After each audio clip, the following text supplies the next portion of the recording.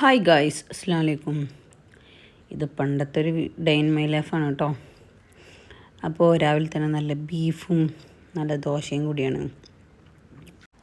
Dosa beef ഭയങ്കര കോമ്പിനേഷനാണല്ലേ, ഇവിടെ എല്ലാവർക്കും ഇഷ്ടം, ഭയങ്കര ഇഷ്ടമാണ്. അത് കഴിഞ്ഞിട്ട് നമ്മൾ ബിരിയാണിയാണ് കേട്ടോ ഉണ്ടാക്കുന്നത്. അപ്പോൾ മിസ്റ്റർ ഹസ്ബൻഡാണ് നമുക്ക് കട്ടിങ് എല്ലാം ചെയ്തു തരുന്നത്. അപ്പോൾ നമ്മളങ്ങനെ ഉള്ളിയും തക്കാളിയും ഒക്കെ വാട്ടുന്നുണ്ട്.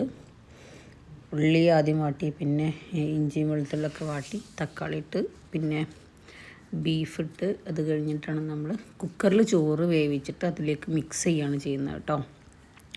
എന്നിട്ട് നമ്മൾ മല്ലിച്ചപ്പും പുതിനയും ഒക്കെ ഇട്ട്, പിന്നെ നെയ്യ് ഒഴിക്കുന്നുണ്ട്. ഓരോ ലെയറായിട്ട് നമ്മളൊരു ലെയർ ഇട്ട്, പിന്നെ മല്ലിച്ചപ്പും പുതിന ഇട്ട്, കാഷ്നട്ടൊക്കെ ഇട്ട്, പിന്നെ അടുത്ത ലെയറാക്കി, പിന്നെ അതേപോലെ തന്നെ അങ്ങനെ ചെയ്ത് അങ്ങനെയാണ് നമ്മൾ ചെയ്യണത്. കുക്കിംഗ് കഴിഞ്ഞാൽ ഏറ്റവും പ്രയാസമുള്ളൊരു സംഭവമാണ് ഈ ക്ലീനിങ്. അവൻ്റെ പൊന്നെ, ക്ലീനിങ് എന്ന് പറഞ്ഞൊരു സംഭവമാണല്ലേ. ക്ലീനിങ് ഒരിക്കലും നമുക്ക് ടൈം മാനേജ് ചെയ്യാൻ വിചാരിച്ചൊരു സംഭവമാണ് നമുക്ക് ക്ലീനിങ്. അപ്പോൾ ഏതായാലും പതിയെ ക്ലീനിങ്ങുകളൊക്കെ ചെയ്തുകൊണ്ടിരിക്കുകയാണ്.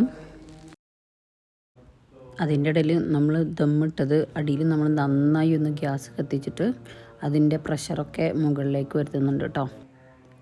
പിന്നെ നമ്മളെ കറിവേപ്പിലയാണ് കേട്ടോ. കറിവേപ്പില ഇങ്ങനെ തണ്ടോടെ ഞാൻ ഇങ്ങനത്തെ സിബ്ലോക്ക് കവറിലെടുത്ത് വെക്കലാണ് കേട്ടോ. അങ്ങനെയൊക്കെ വെച്ചാൽ ഒരു 1-2 മാസമൊക്കെ നമുക്ക് കേടാവാത്ത സുഖമായിട്ട് സൂക്ഷിക്കാൻ പറ്റും കേട്ടോ.